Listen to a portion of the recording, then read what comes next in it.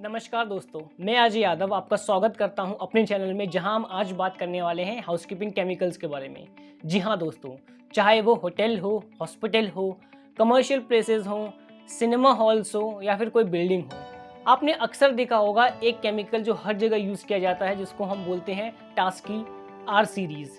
जी हाँ दोस्तों, इस वीडियो में मैं आपको एक कंप्लीट इन्फॉर्मेशन दूंगा कि आर सीरीज़ में आर का क्या मतलब होता है, उसका कलर क्या होता है, R1 टू R9 से लेके उसको क्या बोला जाता है, उसका यूज़ क्या होता है, पीएच वैल्यू क्या होती है, डेंसिटी क्या होती है, किस रेशियो में उसको मिलाया जाता है, किस परसेंटेज में उसको मिला के उसका इस्तेमाल किया जाता है ताकि हम एक डिज़ायर्ड क्लीनिंग आउटपुट ले पाएँ।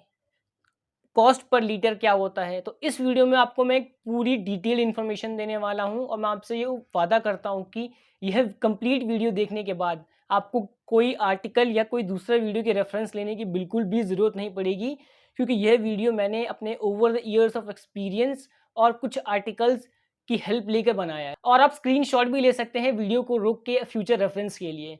तो फिर बिना किसी देरी के चलिए वीडियो स्टार्ट करते हैं। सबसे पहले जानते हैं कि ये जो टास्की आर सीरीज़ केमिकल है, इसका ये क्यों इतना इम्पोर्टेंट है?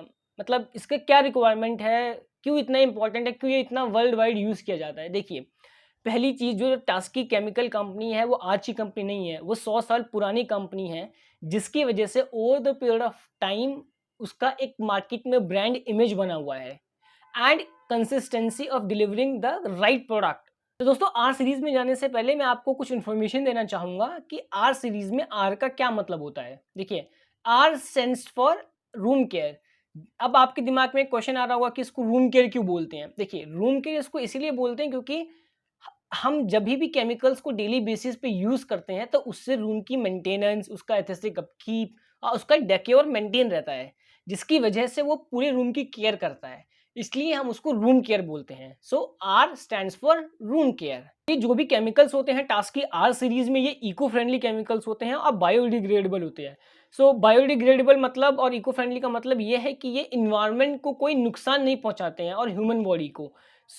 जिसकी वजह से इनको ऐसा इको फ्रेंडली और इजी टू यूज और बायोडिग्रेडेबल केमिकल भी बोला जाता है। आपका जानना ये बहुत ही ज़रूरी है कि आप कोई भी केमिकल यूज़ करते हैं तो वो एक राइट डाइल्यूशन में होना चाहिए और एक राइट एरिया के लिए उसका इस्तेमाल होना चाहिए।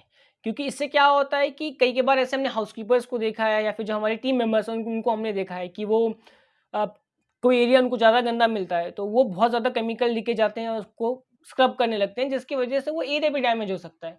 सो ये बहुत ही ज़्यादा ज़रूरी है कि आप कोई पर्टिकुलर एरिया आपका अगर गंदा है तो आप वही उस पर्टिकुलर एरिया के लिए आप एक डिज़ायर्ड केमिकल लेके जाइए, उसको एक राइट डाइल्यूशन में मिलाइए, उसके बाद एक राइट एरिया में उसको जाके यूज़ करिए, जिसकी वजह से वो एरिया आपका डैमेज नहीं होगा।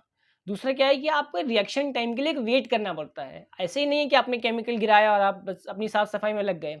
इससे केमिकल का कोई आपको रिज़ल्ट नहीं मिलेगा, वो केमिकल वेस्टेज ही कहलाएगा। तो एटलीस्ट आप 5 से 7 सेकंड या 10 सेकंड उस केमिकल के हिसाब से रुकिए, जितना उसका एक मिक्सचर टाइम होता है उतना आप रखिए। जनरली 5 से 10 सेकंड होता है कि आप वेट करिए केमिकल को रिएक्ट करने के लिए सरफेस के साथ और फिर आप अपनी क्लीनिंग को प्रोसीड करिए। Alright, so right chemical, right time and right area और रिएक्शन टाइम। तो ये 4 आर हैं जो आपको भी फॉलो करने हैं अगर आप नेक्स्ट टाइम से कोई भी क्लीनिंग के लिए आप किसी को सुपरवाइज़ करते हैं या फिर आप क्लीनिंग खुद करते हैं तो।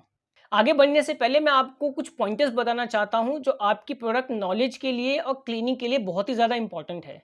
वो है एमएसडीएस। तो एमएसडीएस का क्या मतलब होता है, उसका क्या यूज़ होता है?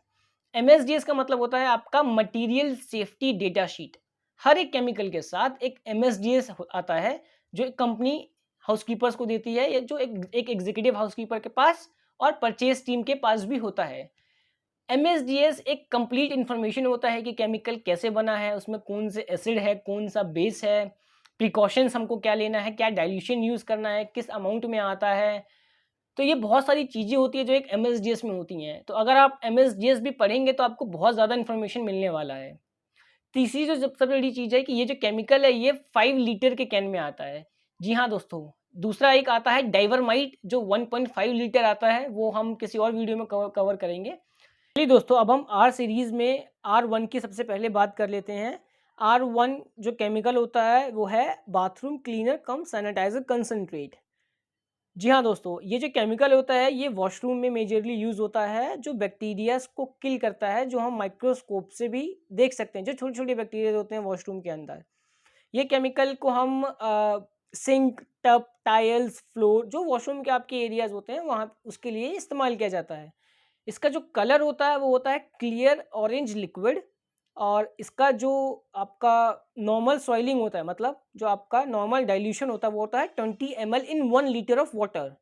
जी हाँ दोस्तों, 20 ml in 1 litre of water, जो आपका हो जाता है 2% ऑफ सोल्यूशन। तो अगर आपसे कोई सवाल पूछे, या आप कभी कोई इंटरव्यू देने जा रहे हैं, या आपका एग्जीक्यूटिव हाउसकीपर आपसे कुछ सवाल पूछ रहा है कि R1 का डाइल्यूशन कितना होता है, तो आप कुछ इस तरह से बता सकते हैं कि जो हमारा R1 का डाइल्यूशन होता है, नॉर्मल डाइल्यूशन होता है 20 ml होता है वो 1 लीटर पानी के लिए, जिसको हम बोलते हैं 2% सॉल्यूशन। और अगर एरिया ज़्यादा गंदा है तो हम हैवी डाइल्यूशन करेंगे, जो हम लेंगे 50 ml in 1 litre of water, जो आपका 5% ऑफ सॉल्यूशन हो जाता है। इसकी जो एक्सपायरी होती है वो 2 ईयर्स की होती है, जो आप 5 लीटर कैन के पीछे देख सकते हैं जो लिखा होता है। अब बात आती है कि केमिकल की पीएच वैल्यू क्या होती है। R1 पीएच वैल्यू बताने से पहले मैं आपको बता दूं कि पीएच होता क्या है। देखिए, हर एक केमिकल का एक पीएच वैल्यू होता है जो बताता है कि ये केमिकल कितना एसिडिक है नेचर में, या फिर कितना न्यूट्रल है, या फिर अल्काइन है, या बेस है यूज़ करने के लिए। जिससे हम पता लगा सकते हैं कि ये सरफेस के लिए राइट केमिकल है यूज़ करने के लिए, नहीं है, या हमको कोई और केमिकल यूज़ करना पड़ेगा। तो अगर आपकी केमिकल की पीएच वैल्यू 1 टू 6 है तो इसका मतलब वो एसिडिक नेचर में है, और अगर पीएच वैल्यू 7 है तो वो न्यूट्रल है, और अगर 8 टू 14 है तो वो अल्काइन और या बेस नेचर में है। ऑलराइट दोस्तों, तो ये होता है एक पीएच वैल्यू, जहाँ पे हमारे R1 की पीएच वैल्यू होती है 9.5 टू 11। जी हाँ दोस्तों, आप इसको नोट डाउन कर सकते हैं या इसका स्क्रीनशॉट भी ले सकते हैं, ये बहुत ही ज़्यादा इंपॉर्टेंट है, और आपको ये मोस्ट ऑफ द वीडियोज़ या आर्टिकल्स में देखने को नहीं मिलेगा, क्योंकि लोग अवेयर ही नहीं है इसके बारे में। बट ये बहुत एक इंपॉर्टेंट क्वेश्चन है जो आपको एक इंटरव्यू पूछ सकता है, और आपको एक अगर अच्छा हाउसकीपर बनना है, अच्छा क्लीनर बनना है, तो आपको केमिकल की नॉलेज होनी चाहिए। उस बेसिस से भी आप इसको नोट डाउन कर सकते हैं। अब बात आती है डेंसिटी। डेंसिटी होता है हमारा घनत्व, जिसको हिंदी में बोलते हैं घनत्व।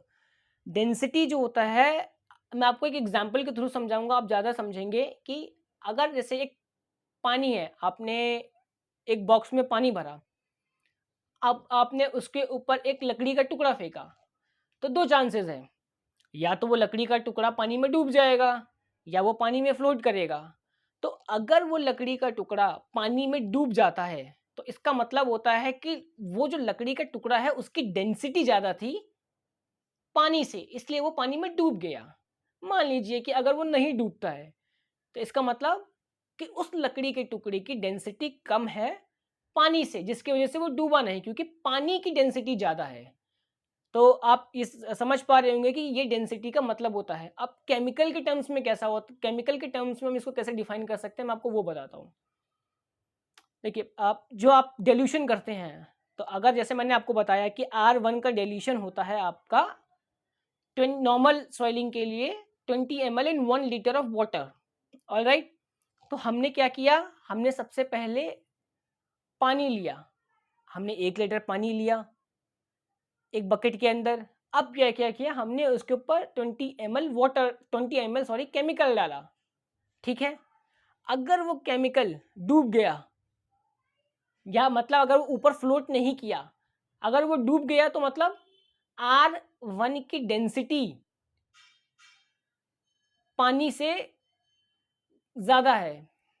और दोस्तों, तो मुझे लगता है आपको समझ में आ गया होगा, और ये जो पानी का डेंसिटी होता है वो 1 ग्राम पर क्यूबिक मीटर होता है। तो हम इसको कुछ ऐसे देखते हैं, 1 G/cm क्यूबिक मीटर। ऑलराइट दोस्तों, सो आप इसको एक मेमोराइज कर सकते हैं, पर ये आपके लिए जानना बहुत ही ज़्यादा ज़रूरी है। यहाँ पे R1 की जो डेंसिटी होती है वो होती है 0.95 से लेके 1.08 तक। तो इसकी जो डेंसिटी होती है वो कुछ एक के आसपास ही होती है, इस वजह से ये पानी में डाइल्यूट हो जाता है बहुत ही आराम से। ऑलराइट दोस्तों, जो कॉस्ट होता है R1 का वो एक लेस देन 3 रुपीज़ पर लीटर सॉल्यूशन होता है। जी हाँ दोस्तों, ये भी इंटरव्यू में बहुत ज़्यादा पूछा जाता है कि R1 की क्या कॉस्टिंग हो सकती है यूज़ करने की। तो आप बता सकते हैं कि जो कॉस्ट होती है वो 3 रुपए से भी कम होती है पर लीटर सॉल्यूशन यूज़ करने के लिए। R2 का मतलब होता है hygienic hard surface cleaner concentrate. अब आप देखिए, जहाँ कहीं भी कंसंट्रेट लिखा है इसका मतलब कि इसमें पानी मिलाने की ज़रूरत है। ऑलराइट दोस्तों, जो R2 होता है उसको हम all purpose cleaner, multipurpose cleaner या फिर जनरल पर्पस क्लीनर भी बोलते हैं, क्योंकि ये मल्टी सरफेस पे यूज़ किया जा सकता है। इसका जो अपीयरेंस होता है वो एक क्लियर ग्रीन लिक्विड होता है। ये sink, tub, tiles, floors, TV cabinets या फिर डस्टिंग पर्पस के लिए यूज़ किया जाता है। इसका जो नॉर्मल डाइल्यूशन होता है वो होता है 20 ml in 1 litre of water, जो 2% सॉल्यूशन होता है। और जो इसका हेवी सॉइलिंग होता है वो 50 ml in 1 litre of water. इसका भी एक्सपायरी 2 ईयर्स का होता है। इसका जो पीएच वैल्यू होता है वो होता है 9.5 से लेके 11 तक। और जो इसका डेंसिटी होता है वो होता है 1.032 ग्राम क्यूबिक मीटर। R2 का जो कॉस्ट होता है वो आपको 2.75 रुपीज़ पर लीटर सॉल्यूशन पड़ता है। और कई बार ये सवाल पूछा जाता है कि क्या R2 मिरर पे या ग्लास पे इस्तेमाल किया जा सकता है। तो देखिए, अगर आप डाइवर्सिटी का मैनुअल पढ़ेंगे तो उसमें साफ साफ लिखा हुआ है कि ये यूज़ किया जा सकता है। लेकिन अगर आपके पास R3 अवेलेबल है तो R2 को यूज़ करने की क्या ज़रूरत है। R2 मिरर और ग्लास पे एक एक्सट्रीम कंडीशन में यूज़ किया जाता है, वो भी क्योंकि आपके पास दूसरा कोई ऑप्शन नहीं है। तो उस केस में आप R2 यूज़ कर सकते हैं मिरर के लिए, या फिर आप प्लेन वाटर भी यूज़ कर सकते हैं। इन केस अगर आप R2 यूज़ कर रहे हैं तो आप 10 ml in 1 litre of water dilution मिलाइए। अब आते हैं हम R3 पे। तो R3 का मतलब होता है ग्लास क्लीनर कंसंट्रेट। इसका अपीयरेंस जो होता है वो होता है क्लियर ब्लू लिक्विड। ये मिरर और ग्लास क्लीनिंग के लिए ये केमिकल यूज़ होता है। इसका नॉर्मल डाइल्यूशन होता है 20 ml in 1 litre of water, जो 2% ऑफ सॉल्यूशन होता है। इसका जो हैवी डाइल्यूशन होता है वो होता है 50 ml in 1 litre of water, जो 5% होता है। एक्सपायरी सेम रहती है आपकी 2 ईयर्स की। इसका जो पीएच है, पीएच वैल्यू वो होता है आपका 6.5 टू 7.5। और जो इसका डेंसिटी है वो होता है आपका 1 ग्राम पर क्यूबिक मीटर के आसपास। और जो इसका कॉस्ट है वो आपको 4 रुपीज़ पर लीटर सॉल्यूशन पड़ता है R3 का। अब आते हैं R4 पे। तो R4 का मतलब होता है फर्नीचर मेंटेनर या फिर फर्नीचर पॉलिशर। ये इंक्रीज करता है shelf life of the furniture की। आप जब भी R4 वुड पे यूज़ करें तो अगर आपको शाइन चाहिए तो आपको उसको बफ करना पड़ेगा। और ये एक रेडी टू यूज़ केमिकल होता है। इसका अपीयरेंस क्लियर वाइट लिक्विड होता है। इसका पीएच वैल्यू जो होता है वो 6.5 टू 7.5 होता है। इसका डेंसिटी 1 से भी कम होता है। तो जिसका मतलब है कि ये पानी में ईजिली डिज़ोल्व नहीं होगा, क्योंकि ये chemical ready to use chemical है। तो आप इसे देख सकते हैं। अब मुझे लग रहा है आपको डेंसिटी थोड़ा ज़्यादा समझ में आ रहा होगा इसका क्या मतलब होता है। तो यहाँ पे इस R4 का डेंसिटी होता है आपका 0.96, जो 1 से भी कम है। कॉस्ट कॉस्ट क्योंकि ये डाइल्यूट होता नहीं है तो इसलिए इसका जो कॉस्ट आप पर लीटर सॉल्यूशन है वो आपके यूजेस पे डिपेंड करता है कि आप इसको कितने एरियाज में कितना यूज़ करते हैं इसको। R5 R5 जो है वो रूम फ्रेशनर होता है। यह 2 कलर में आता है एक्चुअली। अगर आप देखेंगे तो एक पिंक कलर में आता है और एक ग्रीन कलर में आता है। तो जो ग्रीन कलर है उसको हम टास्की ग्रीन एप्पल भी बोलते हैं। ये एक वाटर बेस्ड एयर फ्रेशनर है और ये एक रूम फ्रेशनर नहीं है। कई बार हम बोलते हैं R5 एक रूम फ्रेशनर है, नहीं। तो R5 एक रूम फ्रेशनर नहीं है। R5 एक वाटर बेस्ड एयर फ्रेशनर है। ये एक रेडी टू यूज़ केमिकल है। आप इसको डाइल्यूट ना करिए, क्योंकि अगर आप इसको डाइल्यूट करेंगे तो इसका फ्रेगनेंस 5 से 10 मिनट के अंदर ही चला जाएगा, तो उसका कोई इफेक्टिव यूज़ नहीं होगा। सो बेटर है अगर आप half an hour to 45 minutes तक का फ्रेगरेंस चाहते हैं एक पर्टिकुलर एरिया में या रूम में, तो इसको डाइल्यूट मत करिए। और ये एक रेडी टू यूज़ केमिकल है, इसको डाइल्यूट करना भी नहीं होता है। इसका जो पीएच वैल्यू होता है वो होता है 6.5 टू 7.5। डेंसिटी जो इसका होता है वो होता है 0.95 to 1.05। Cost again ready to use chemical है तो एज पर द यूजेस। एक चीज़ ध्यान रखिए, आप R5 से आप कभी भी मॉप मत करिए। देखिए, हर एक केमिकल का एक स्पेसिफिक यूज़ होता है। कई बार हमारी टीम मेंबर्स या स्टाफ मेंबर्स क्या करते हैं कि R5 से मॉप करेंगे तो रूम में खुशबू आएगी। देखिए, खुशबू टाइम बिंग के लिए आपके रूम में एक अच्छा फ्रेगनेंस आ सकता है, लेकिन वो फ्लोर को डैमेज करता है। और एज एन हाउसकीपर वी हम कभी नहीं चाहते हैं कि हमारा एरिया डैमेज हो, क्योंकि हमको हमारा काम ही वही है कि हम उसको लॉन्ग टर्म के लिए मेंटेन रख पाएँ। आते हैं R6 पे। R6 होता है टॉयलेट बोल क्लीनर। ये जो केमिकल होता है ये WC क्लीन करने के काम आता है, जो रिमूव करता है लाइम स्केल, स्टेन्स या फिर कोई अलग रेसिड्यूज़ है वो सब उनको रिमूव करता है। इसको हम हैवी ड्यूटी टॉयलेट बोल क्लीनर भी बोलते हैं। इसका जो यूज़ होता है वो आप 7 से 8 ml या 7 से 10 ml तक कर सकते हैं एक बार WC क्लीन करने में। इसका जो अपीयरेंस होता है वो ब्लू कलर का होता है। ये एक ब्लू लिक्विड होता है। इसको विस्कस इसलिए बोलते हैं क्योंकि ये चिपचिपा होता है। R6 अगेन एक रेडी टू यूज़ केमिकल है, तो आपको डाइल्यूट करने की ज़रूरत नहीं है। R6 का पीएच वैल्यू होता है 1.5 टू 2.0। देखिए, अगर आपने नोटिस किया होगा तो R6 का अभी तक सबसे कम पीएच वैल्यू है, क्योंकि इसके अंदर एसिड की जो मात्रा होती है वो बहुत ज़्यादा होती है। इसमें 2 एसिड बहुत ज़्यादा मिले होते हैं। पहला आपका हाइड्रोक्लोरिक एसिड और दूसरा सिट्रिक एसिड। तो कभी भी इसलिए बोला जाता है आप WC क्लीन करते हैं R6 से तो हमेशा आप ग्लव्स पहनिए, ताकि आपके हाथों पे कोई केमिकल रिएक्शन ना हो। इसका जो डेंसिटी होता है वो होता है 0.95 से लेके 1.05 तक। कॉस्ट अगेन आपका एज पर द यूसेज होगा, क्योंकि रेडी टू यूज़ केमिकल है। R7 होता है फ्लोर क्लीनर कंसनट्रेट। इसका कलर होता है green. Oil, hard stain, food spills, grease, ये सब को ये रिमूव करता है। इसका अगेन नॉर्मल सॉइलिंग होता है, नॉर्मल डेल्यूशन होता है 20 ml in 1 litre of water, जो आपका 2% सॉल्यूशन होता है। हैवी सॉइलिंग इसका होता है 50 ml in 1 litre of water, जो इसका 5% सॉल्यूशन होता है। इसकी एक्सपायरी डेट होती है अगेन 2 ईयर्स। पीएच वैल्यू इसका होता है 8.5 टू 9.5। डेंसिटी इसका होता है 1.07 ग्राम पर क्यूबिक मीटर। कॉस्ट जो इसका होता है वो होता है 1.50 पर लीटर ऑफ सोल्यूशन। चलिए देखेंगे R8 होटल्स में यूज़ किया नहीं जाता है, लेकिन मैं आपको इसकी पूरी डिटेल इन्फॉर्मेशन दूंगा। R8 होता है आपका केटल डीस्केलर। ये एक एसिड बेस्ड डीस्केलर होता है जो आपका केटल्स, किचन इक्विपमेंट या फिर शावर हेड्स पे जो हार्ड वाटर स्टेन्स हो जाते हैं उनको रिमूव करने के लिए काम आता है। इसका अपीयरेंस होता है येलो कलर का। आप हमेशा याद रखिए कि आप कभी भी अगर R8 यूज़ कर रहे हैं, अगर आपको R8 यूज़ केमिकल यूज़ करने का मौका मिल रहा है, तो आप हमेशा एक ग्लव्स पहनिए, मास्क पहनिए और चश्मा ज़रूर लगा के ही आप इसको क्लीन करिए। बेसिकली आप पर्सनल प्रोटेक्टिव इक्विपमेंट यूज़ करिए R8 इस्तेमाल करते टाइम, क्योंकि इसके एसिड की मात्रा बहुत ज़्यादा होती है। इसका डाइल्यूशन होता है रेडी टू यूज़। ये एक सिट्रिक बेस्ड एसिड होता है। इसका पीएच वैल्यू होता है आपको 1.5। डेंसिटी इसका होता है 1.01। कॉस्ट अगेन आपका एज पर द यूसेज है, क्योंकि ये केमिकल डाइल्यूट नहीं होता है। R9 होता है आपका chemical bathroom cleaner concentrate. R1 और R9 में एक यही डिफरेंस है कि जो आपका R9 है वो हार्ड वाटर स्टेन्स के लिए होता है। देखिए, कई कई बार क्या होता है कि वॉशरूम्स में जो हमारे फिक्सचर्स हैं या फिर हमारे जो टाइल्स हैं, फ्लोर्स हैं, पानी का एक्सेस यूजेज होने की वजह से, प्रॉपर क्लीनिंग ना होने की वजह से उनमें हार्ड वाटर स्टेन्स आ जाते हैं। तो उसके लिए ये केमिकल बनाया गया है, जहाँ पे ये all fittings, walls in the rooms, ये सब क्लीन करता है। इसका कलर होता है वॉयलेट कलर का।